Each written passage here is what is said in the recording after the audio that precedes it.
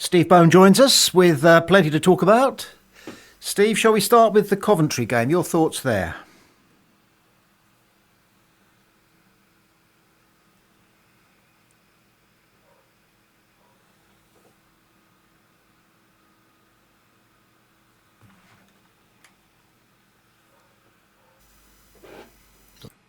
Not hearing a thing there. Oh, now I'll tell you what we've got. Last week, didn't it? Yeah, I think I've got a button here on my desk, which is the only pot I can take you through. Which I think it just needs a clean. I'll start again. Okay. Here I go. And we're joined as ever by Steve Bone, who's chomping at the bit. There's lots to talk about as usual. Steve, let's start with your take on the Coventry game. Yeah, disappointing night, really, wasn't it?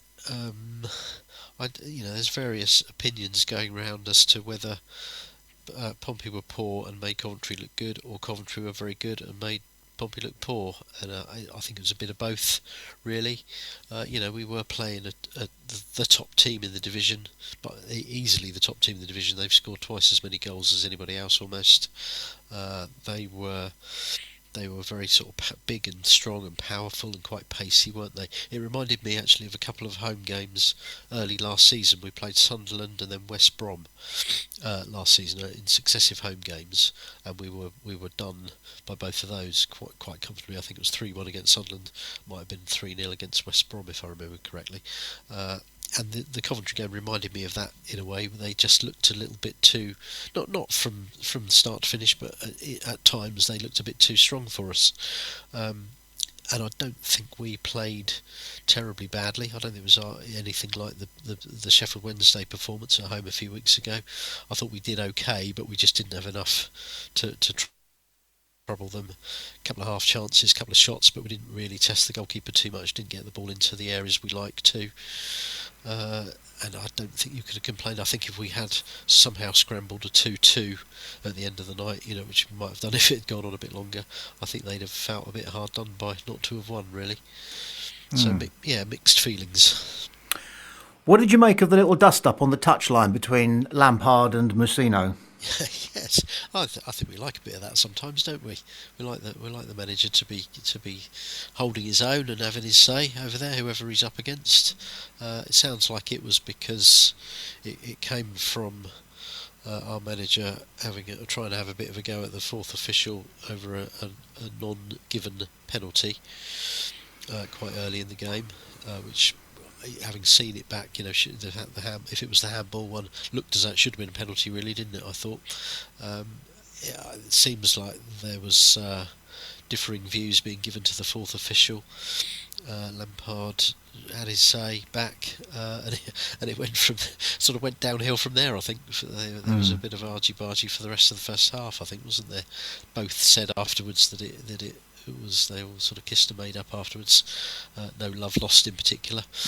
But it happens it's a high pressure game, isn't it, at the level we're at? And if the manager feels hard done by and is able to have his say to the fourth official, he's gonna do that. And like I say, I think Pompey fans like a bit of that, like a bit of a row sometimes on the pitch or at the side of the pitch. Gets the fans fired up a bit, doesn't it? Probably helped wind the players up a bit. Sadly, not to our advantage on this occasion, but no, good on him. I'm pleased he feels able to impose his authority down there in the technical area. Lampard said afterwards, talking to the Coventry journalists, that he didn't know whether Musino's attempted intervention with the fourth official was emotional or tactical. What do you think he meant by tactical? Maybe he meant that having an early moan about a decision then makes the officials think, actually we better see if we can give a marginal one to Pompey next time. I don't think officials do that, really, do they? Unless they're quite weak. I think if you're a referee or a linesman at that level, or a fourth official even at championship level now, you're not going to be influenced by someone in your ear quite early on saying, you're being very unfair to us, Gov. You're not then going to change a future decision to try to redress the balance. I don't think so. Not consciously anyway. So maybe that's what Lampard meant. don't know. I'm sure Lampard has his share of occasions where he's in the ear of the fourth official on the touchline. I'm sure if that same incident had happened at the other end and Coventry hadn't been given a penalty, he'd have been exactly the same. So yeah, he needs to not worry himself about it too much, I would say.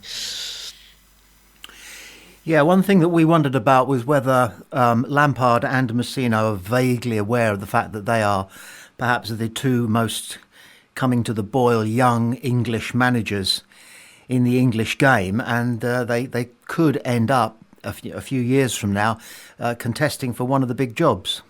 Yeah, it's possible actually.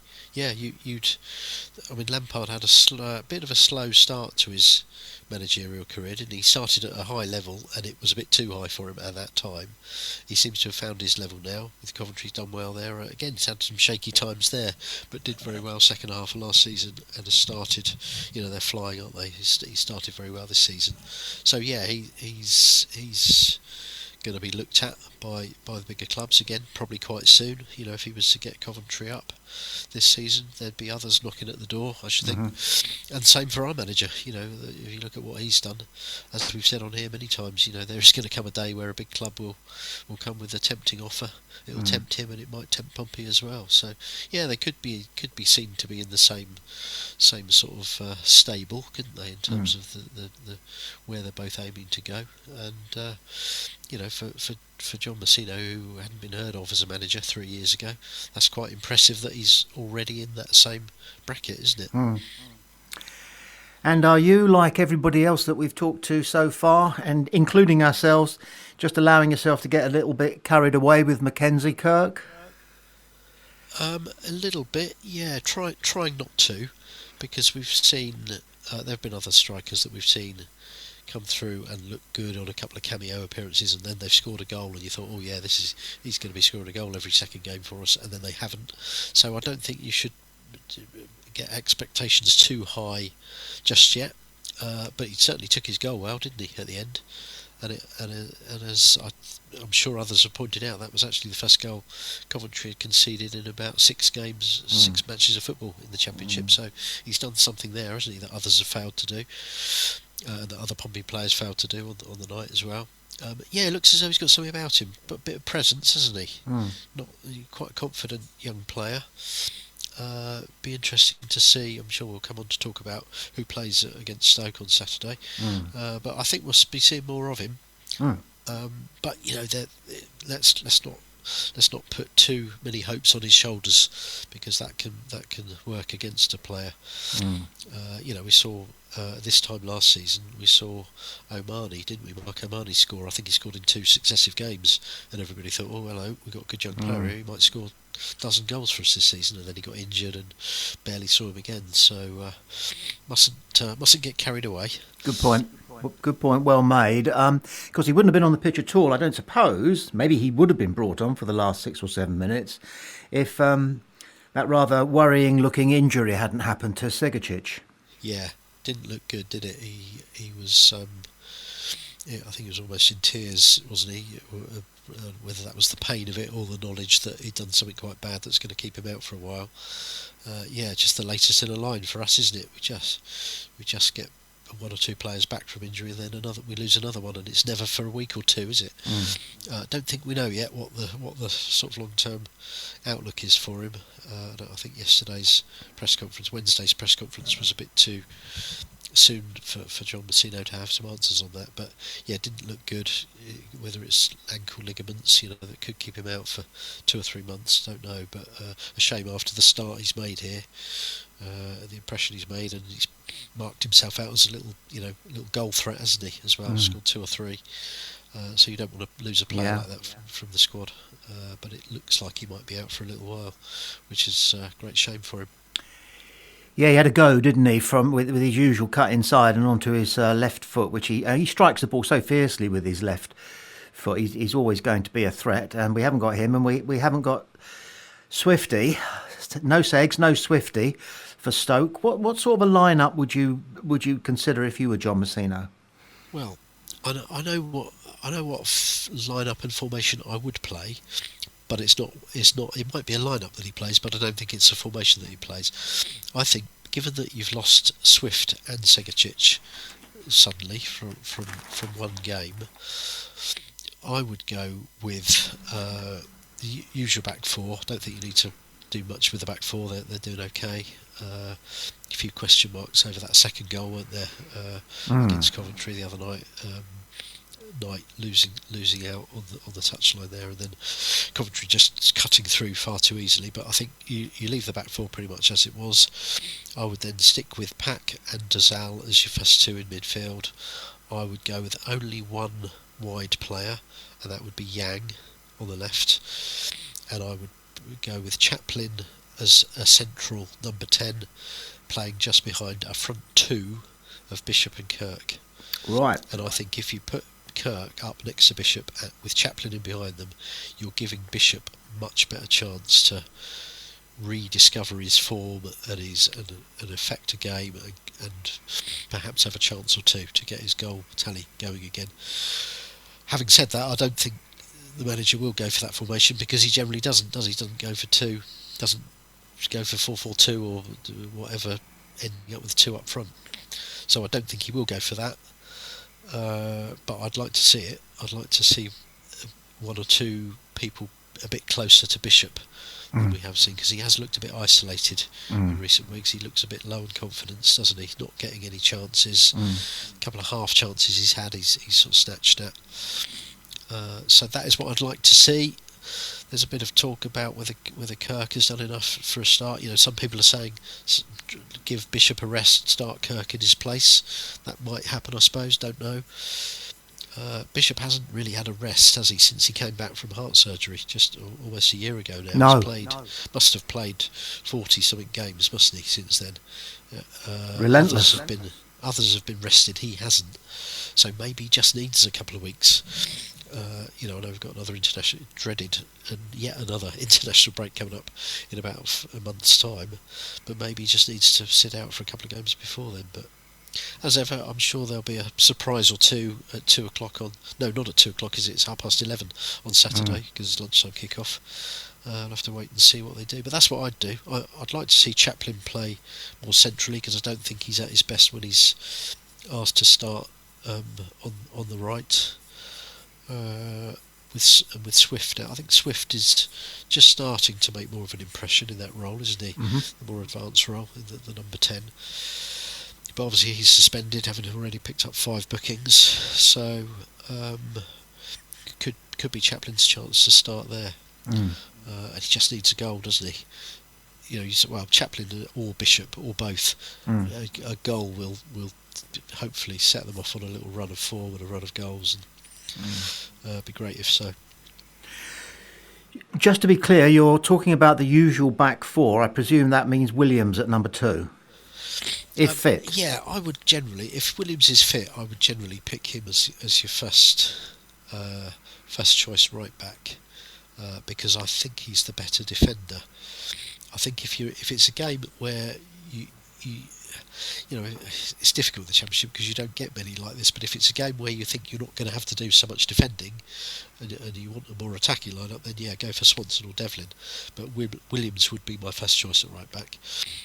A few question marks over his ability to play a run of games, though, isn't there? He seems to play a couple and then he has to sit out the next one with a little niggle or something. I do remember last season at home to Stoke, I don't know if you remember, it was a night game. We went 2-0 up very early on, but then Stoke actually came back and tested us. Williams had a great game. I think Williams was man of the match on that occasion. So, you know, Stoke might be a good game to bring him back in for if he's fit. I mean, the other selection issue at the back is, should Matthews be getting a game ahead of Knight? And I wouldn't mind if he did. I think I don't know what's in the manager's mind there. He clearly puts Knight above Matthews at the moment in the pecking order, but that could change. Matthews came on, didn't he? Put himself about a bit the other night when he came on. Got about. He's a little bit more sort of attack-minded as a centre half than maybe Knight is. So that's another option for them. But I shouldn't think the manager will change the defence if he doesn't need to, particularly if he's making changes further forward in the team. I would imagine he'll keep the defence either as it was the other night or bring Williams back if he's fit. Yeah, I think you make another good point. Enforced changes up front means that really you should keep things stable at the back. Although John Messina's gone as far as I can remember him ever going in saying that Knight got that second goal wrong. He shouldn't have followed the ball down towards the touchline, leaving their man in 30 yards of, well, acres and acres of space, in actual fact. It was easily picked out. But Messina then goes on to say we defended really well against Middlesbrough and Leicester. Not so well on a couple of occasions against Coventry. Let's not get carried away with those two successes, and let's not get down in the dumps with the slight failures against Coventry. That's fair enough, isn't it? It's a very measured sort of way of looking at it, really, because we have played a lot of top teams. You know, Middlesbrough, Leicester, and Coventry being the last three. You know, we've taken 4 points out of 9. You know, 1 win, 1 draw, 1 defeat from those 3, and that's not a bad. That's not a bad return, really. You know, if you did that from each trio of games against sides in the top 6 or whatever, you'd be happy with that, wouldn't you? We have got a couple more now. Obviously, Stoke are top 6 as well, so that's the next challenge ahead. Is what you want, isn't it? So yeah, I don't think he's going to be too worried about. No. Put it a different way, I think he'll be worried about how we conceded that second goal, but I think they'll have been hard at work on that since they've gone back to training today and ahead of the Stoke game. They'll be working to make sure that doesn't happen again, and hopefully the next game is another Middlesbrough clean sheet style performance, and not another Coventry. Yeah, and there's plenty of talk going around at the moment that Moneybags Norwich are thinking of poaching the Stoke gaffer. What sort of effect do you think that has on the Stoke team? You know, the mood in the changing room. Do they take the mickey a little bit out of the manager being, you know, on somebody's shopping list, or do they keep stum about it, or what? Don't know. I mean, it's out there in the public, isn't it? It's in the public domain. It's talked about. The manager himself will know about it. The players therefore will know about it. I don't know if they would. Depends what sort of relationship the manager has with his own players, I suppose, as to whether they feel free to take the mickey a bit or ask him directly about it. Must be a little bit unsettling, mustn't it? For the manager himself to know there's talk of another club possibly coming in for you, and you'd be trying to make decisions in your own head about whether that would be something you'd be interested in. I mean, it happens all the time, doesn't it? You know, managers these days must be getting used to the fact that quite often, a manager is not staying in a job for very long. You know, the average length of stay for a manager is coming down all the time, isn't it? We saw, what was the stat last season? We saw, was it all 18 managers who were in the Championship last season and this season, out of the 18 clubs who had stayed in the Championship, Messina was the longest serving. He was about the only one who in a job where it hadn't changed hands for a year. So he's the exception to the rule, really, and hopefully that will continue. But Stoke might be a little bit unsettled by that. I don't think the players would be too concerned. I think the players would only have something to think about if it got to the stage that the manager actually went, and it seems to be a little way from that happening at the moment. So don't think it'll affect them too much. Now, who would be available to take over the Stoke job? There was that chap who did a great job at Plymouth, and then he went off. Schumacher was his name, something like that. I think he's available. And then, of course, there's Graham Potter for the Potters. He's gone to Sweden, hasn't he? I heard he was going to Sweden. Has it happened? I thought it had. I think I've seen that he has gone. Yeah. Which is, again, these managers seem to they can do quite badly at a club, can't they? And then they walk straight into another job straight away. But then, there's probably a few others available, isn't there? There must be. There's always a little surplus of them, isn't there? There's more managers than there are clubs, that's for sure. So there's always going to be a few around. In Stoke, it's a good job for someone, isn't it? They're a club with great potential. They're quite sort of well established in the Championship now. They're pushing at that top end. They're off the field. I'm sure they're geared up to go back in the Premier League at some point. But there's probably 10 or 12 clubs in the Championship of a similar size and in a similar position, isn't there? So, in a way, any of those clubs is a good project for a manager who's looking for that sort of level. We got some interesting insight a few days ago into how rumours develop. There are journalists who almost make a living out of promulgating rumours. There has to be some basis in fact, I suppose, but this is what appears to have happened. John Messino, when there was no game on Saturday because of the international fixtures, he went along to watch Crawley play, which is not exactly up the road from Portsmouth, but it's one of the nearest places where a football match was happening.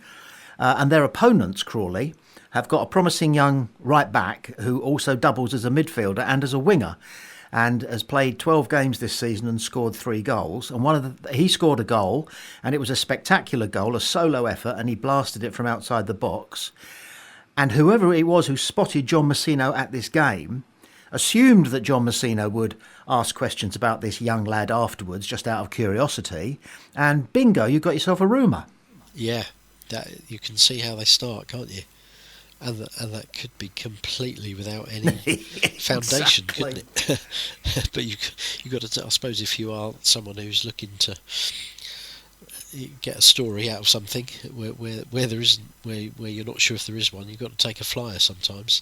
And probably if you come up with 10 such links from a little tenuous bit of information, that you're putting 2 and 2 together and hoping to come up with 4, aren't you? Probably if you do that 10 times, maybe one of them will be right, and then you can say, oh well, I'm the journalist who said this a few weeks ago, so you better listen to what I'm saying about this next one. I mean, he could have gone to Crawley because it was the nearest Football League game to where he was. He might have had an invite from somebody at Crawley, but equally, yeah, he might have been. You would imagine that if he's going to a game on a day when his team aren't playing, it probably is. It's probably not just for the hell of it, is it? It's probably not just for fun. It probably is to have a look at a player, or maybe it's a speculative thing, and he thinks, "Oh, I'll go and watch a League Two game and just see if there's any untapped talent there that we haven't heard about or that we don't know about."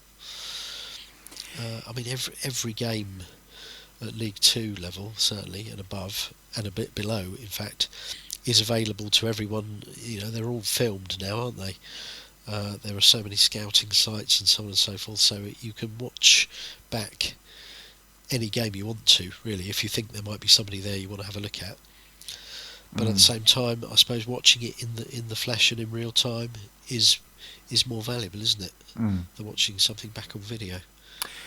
Yeah, you read that a lot of gaffers, head coaches, managers, I still prefer manager, don't know about anybody else, they say that you can't really watch a game on a screen, on television, on your laptop or whatever, and watch the things that you want to watch, because often you want to watch a player who would have been out of shot if you were watching on television, but you can watch what he's getting up to by just keeping your eyes on him, and you can only do that if you attend.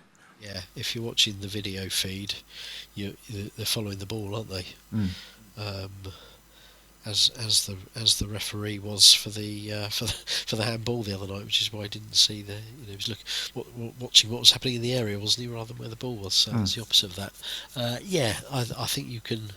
If you're sat there at the game, it's like us watching a Pompey game, isn't it? If we go and watch Pompey, and as I know you do sometimes, you like to pick on a particular player just to sort of do an individual watch of, don't you, for a while, just see what they do, not only when they've got the ball, but what do they do when they haven't got the ball. It's just as telling sometimes, isn't it? And I suppose that's what a manager or a coach or a scout is trying to achieve if he goes along to a game. But yeah, equally, if he is seen there, which he's obviously going to be if he's in the main stand or whatever, if there's a journalist there who thinks there's a player in either team who might be available, and he sees a manager there, then it's that you can see how the rumours start, and sometimes there'll be something to them.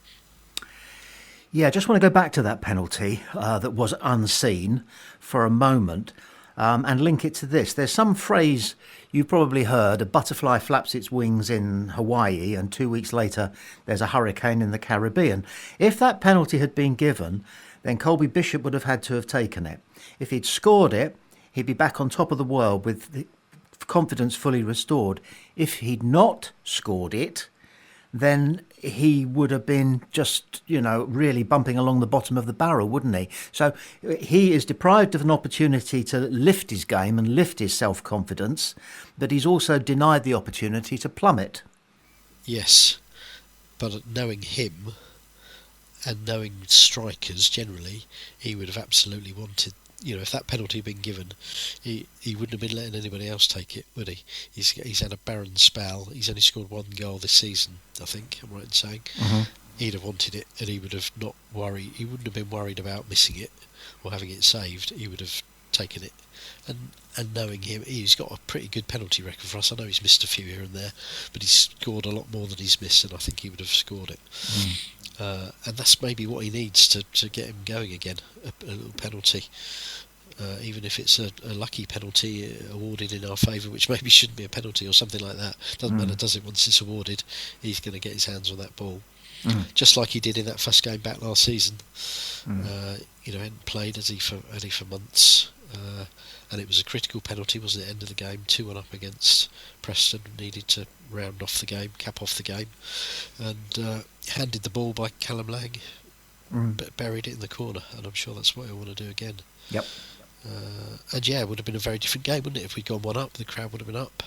Thought the atmosphere was a little bit flat at times on Tuesday night, actually, just where Pompey weren't able to get on the ball and create a lot of chances.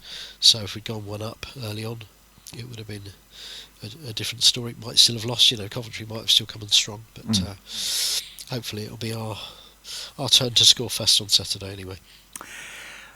Okay, so you're not predicting a 0-0 draw. What are you predicting? I think I'm going to predict a home win on Saturday. I think it would be it's going to be a hard game because Stoke have had a reasonable start. I mean, it's a very tight division. Stoke are 11 places above us, but they're only 5 points above us.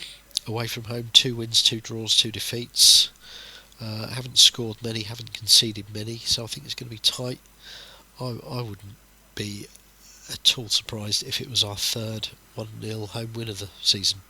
Okay. Which, as you know, I do like a 1-0 win. They make me very happy. So I'm going to go for a 1-0 Pompey, I think. All right. Steve, thank you so much for your company and your wisdom and your wit. Look forward to the next one. Talk soon. See you soon.